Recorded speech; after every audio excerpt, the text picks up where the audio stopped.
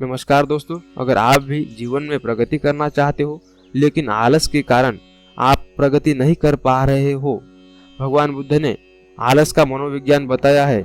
अगर वह आप समझ पाएंगे तो दोस्तों आप अवश्य आलस से मुक्ति पा सकते हैं। तो दोस्तों, भगवान बुद्ध की ये छोटी सी कहानी द्वारा हम देखेंगे कि आलस के कारण क्या है और हम उन आलस के कारणों पर अगर काम करेंगे, उन कारणों को अगर मिटा देंगे तो दोस्तों हम आलस से अवश्य मुक्त हो सकते हैं। तो चलते हैं हमारी कहानी की तरफ। गौतम बुद्ध एक बार अपने ध्यान में बैठे थे कि वहां पर एक आदमी आया। यह आदमी अपने आलसीपन से बहुत ज्यादा परेशान था। आलसी आदमी गौतम बुद्ध से बोला, महात्मा जी मेरी मदद कीजिए, मैं अपने आलस्य से बहुत ज्यादा परेशान हूँ। आप ही कोई उपाय बताइए जिससे मैं आलसीपन से छुटकारा पा सकूं। गौतम बुद्ध ने उस व्यक्ति से कहा, पहले मुझे यह बताओ कि तुम्हें क्यों लगता है कि तुम आलसी हो। आलसी आदमी बोला, सिर्फ मुझे ही नहीं, मेरे सारे परिवार वालों को और मेरे आसपास के मेरे दोस्तों को, सभी लोगों को ऐसा लगता है कि मैं आलसी हूँ। गौतम बुद्ध ने फिर से उसे पूछा, क्या तुम जानते हो आलस्य क्या होता है? आलसी व्यक्ति बोला, नहीं भगवान, मैं नहीं जानता, किंतु मैं इतना जरूर जानता हूँ कि आलस्य बहुत बुरी चीज है। इसकी वजह से मुझे बहुत नुकसान हुआ जीवन में, मैं प्रगति नहीं कर पा रहा हूँ। गौतम बुद्ध बोले, जिस परेशानी से तुम छुटकारा पाना चाहते हो, पहले उसके बारे में पूरी जानकारी ले लोगे तो उससे छुटकारा पाना आसान हो जाएगा। आलसी व्यक्ति बोला, भगवान इतनी बुद्धि तो मुझ में नहीं है, आप ही मुझे इस समस्या के बारे में जानकारी दीजिए। गौतम बुद्ध बोले, आलस्य एक मानसिक अवस्था है, एक विचार है जिसे जाने अनजाने में हम खुद ही जन्म देते हैं। आलस्य दो मूलभूत कारणों की वजह से ही जन्म लेता है, एक है शारीरिक और दूसरा मानसिक। शारीरिक कारणों में पहला कारण है गलत तरह का भोजन। हम सभी जानते हैं कि हमारे शरीर को भोजन से ऊर्जा मिलती है और यह ऊर्जा सजीव चीजों से मिले तो अच्छी, यानी कि प्राकृतिक रूप से जो हम भोजन की वस्तुएं प्राप्त करते हैं, अगर उनसे ऊर्जा मिले तो हमारा शरीर इससे अच्छी ऊर्जा प्राप्त कर सकता है। इसका मतलब दोस्तों भगवान बुद्ध हमें कहना चाहते हैं, अगर हम फलों, कच्चे साग, सब्जियां अगर खाएंगे तो इससे जो हमें ऊर्जा मिलेगी उससे हमें आलस्य नहीं आएगा। इससे उलट यदि हम निर्जीव वस्तुओं से ऊर्जा प्राप्त करते हैं तो हमें आलस्य की ओर ले जाती है। मतलब अगर हम ज्यादा पके, सड़े गले और मांस, मछली, अंडे इन जैसे मृत वस्तु से, मतलब निर्जीव वस्तुओं से अगर अन्न प्राप्त करेंगे तो हमें उससे जो हमें ऊर्जा मिलेगी उससे हमें आलस्य ही आएगा। भगवान बुद्ध दूसरा कारण बताते हैं, शारीरिक गतिविधियां भी हमें आलस्य के चंगुल में फंसा सकती है। गौतम बुद्ध ने आलसी व्यक्ति को अपने शिष्यों की तरफ इशारा करते हुए कहा, देखो इनके चलने फिरने बैठने के तरीकों में तुम्हें कुछ अलग नजर आ रहा है। जब आलसी व्यक्ति कुछ समझ नहीं पाया तब गौतम बुद्ध ने उससे कहा, मेरे शिष्य जब भी बैठते हैं तो वो रीढ़ की हड्डी को एकदम सीधा रखते हुए बैठते हैं। चलते हैं तो उनके दोनों पैरों के बीच अच्छे से संतुलन बना रहता है और जब वो सोते हैं तो उनका शरीर एकदम शिथिल रहता है। ऐसा करने से उन्हें रात्रि में एकदम सही तरीके से नींद आती है। आलसी व्यक्ति बोला, लेकिन नींद तो आलस्य का ही रूप है। गौतम बुद्ध बोले, हाँ, अगर उसे ज्यादा मात्रा में लिया जाए तो।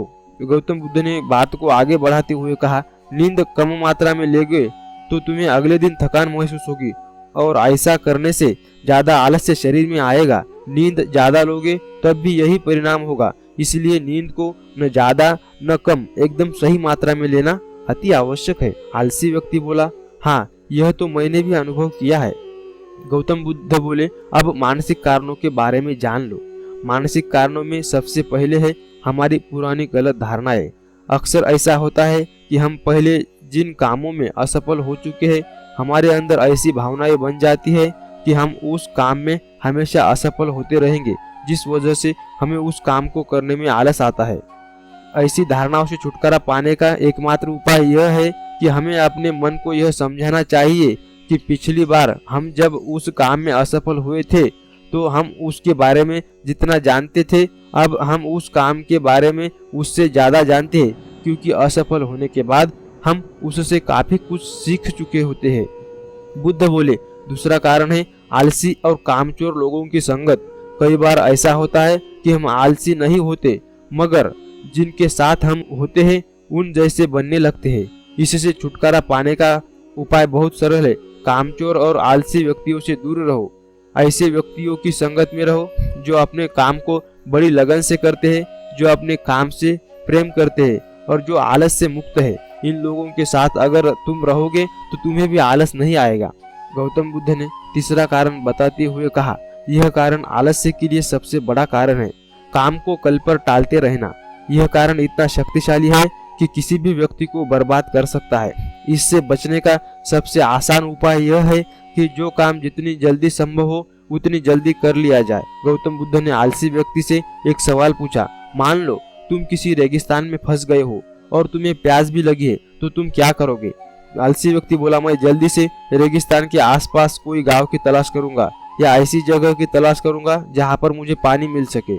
गौतम बुद्ध बोले, अगर तुम्हें काफी देर ढूंढने पर भी पानी ना मिलो तब तुम क्या करोगे? आलसी व्यक्ति बोला, मैं तब भी अपनी तलाश जारी रखूंगा, क्योंकि ऐसी परिस्थिति में मेरे पास कोई और दूसरा विकल्प हो तो होगा ही नहीं।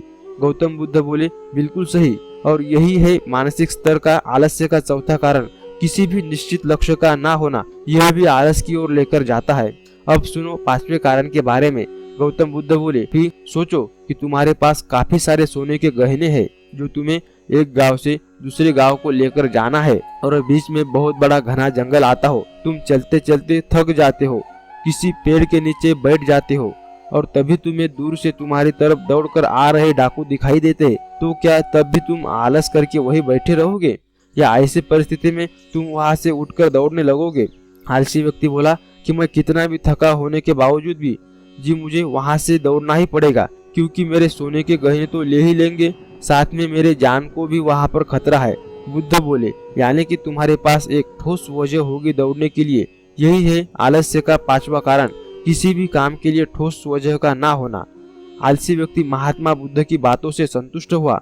वह बोला कि महात्मा जी, अब मैं आलस का पूरा मनोविज्ञान समझ चुका हूँ कि सच में मेरे जीवन में कोई ठोस ध्येय ना होने के कारण मैं इतना आलस करता हूँ।